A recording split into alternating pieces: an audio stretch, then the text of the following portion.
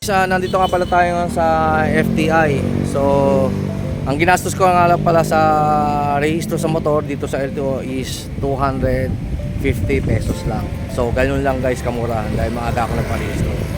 Tapos ang insurance nga pala dito 750 pesos.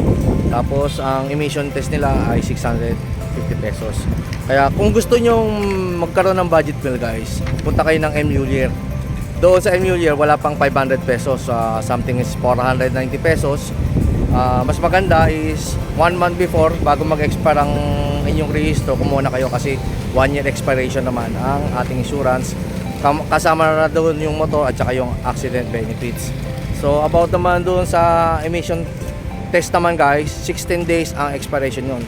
Kaya pagka nakakita kayo ng ng emission testing na worth 500, pumunta na lang kayo doon guys. Dahil 16 days naman ang kanyang expiration.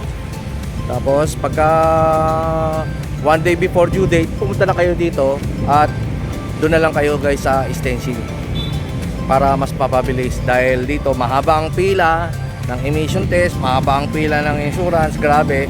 So much better kung well prepared kayo guys. Ang insurance, ang LTO ko pala dito sa registration ay 250 pesos lang. Okay, ready na naman tayo sa ride para sa May 1. So, what's na lang akin guys. Bye-bye!